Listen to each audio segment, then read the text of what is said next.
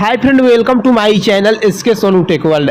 Friend, आपको मालूम है कि जेपी यूनिवर्सिटी छपरा स्नातक part third session 2019-22 and special परीक्षा 2022 का 30 मई से एग्ज़ाम स्टार्ट हो रहा है।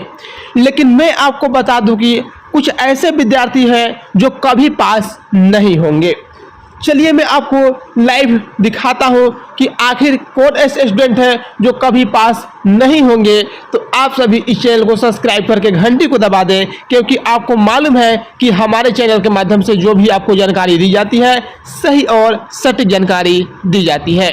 चलिए फ्रेंड, आते हैं अपने मेन टॉपिक पर।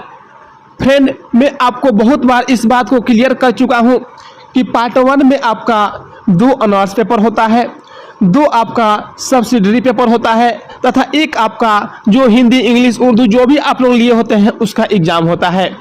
ठीक उसी तरह से पार्ट 2 में भी आपका 2 ऑनर्स पेपर होता है, 2 आपका सब्सिडरी होता है तथा एक आपका जो हिंदी इंग्लिश जो भी लिए होते हैं वो आपका एग्ज़ाम होता है। यानी कि टोटल देखा जाए तो पार्ट 1 में 500 का एग्ज़ाम होता है और आपका पार्ट 2 में भी सेम ऐसा ही 500 का एग्ज़ाम होता है। लेकिन पार्ट 3 की बात करें तो यहाँ पर आपका 500 का एग्ज़ाम होगा, जिसमें आपका 400 का ऑनर्स पेपर होगा तथा एक जीएस होगा। 400 का ऑनर्स पेपर कहने का मतलब 4 पेपर आपका ऑनर्स का होगा। देखिए फ्रेंड, बहुत ऐसे सब्जेक्ट में 3 पेपर ही होता है, चौथा पेपर जो होता है प्रैक्टिकल होता है तथा एक जीएस होता है। लेकिन बहुत ऐसे स्टूडेंट अभी भी हैं जो लगातार हमारे व्हाट्सएप पर कमेंट कर रहे हैं, यूट्यूब पर कमेंट कर रहे हैं कि सर मुझे सिलेक्टेड क्वेश्चन चाहिए। तो मैंने पूछा कि आपका कौन सा ऑनर्स है, तो वो बता रहे हैं कि सर मेरा फलना ऑनर्स है तथा सब्सिडरी में ए सब्जेक्ट है। आप ही बताइए कि उन लोगों का एग्जाम 30 मई से है, आज है 25 मई, 4 दिन के बाद उन लोगों का एग्जाम है, उनको अभी सब्जेक्ट ही नहीं मालूम, तो आखिर वो लोग पास होंगे तो कैसे होंगे? आप लोग चीट का सहारा लेंगे, चीट का सहारा लेंगे तो एक्सपेल्ड हो जाएंगे, अगर चीट नहीं करेंगे तो फेल हो जाएंगे, फेल होंगे तो यूनिवर्सिटी को दोष देंगे।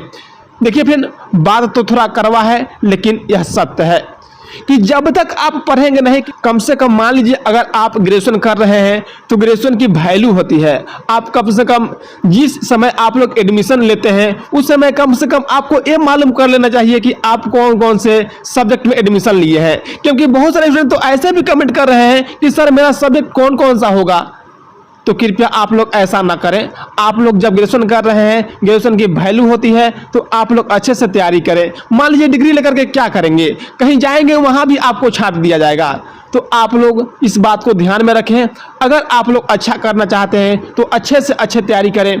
बहुत लोग तो गेस्ट पेपर के भरोसे थे कि गेस्ट पेपर आएगा, मैं परीक्षा दे करके पास हो जाऊँगा। 4 दिन 5 दिन पहले गेस्ट पेपर आता है, कितना आप पढ़िएगा कि इतना जल्द पास हो जाइएगा? एग्जाम में चीट हो नहीं रहा है, चोरी हो नहीं रहा है, जो चोरी करेगा एक्सपेल्ड होगा। ये तो साफ साफ बात है। आप सभी को मालूम होना चाहिए कि पार्ट 1 का हाल ही में एग्जाम हुआ था, उसमें कम से कम 300 से 400 के आसपास स्टूडेंट एक्सपेल्ड हुए थे।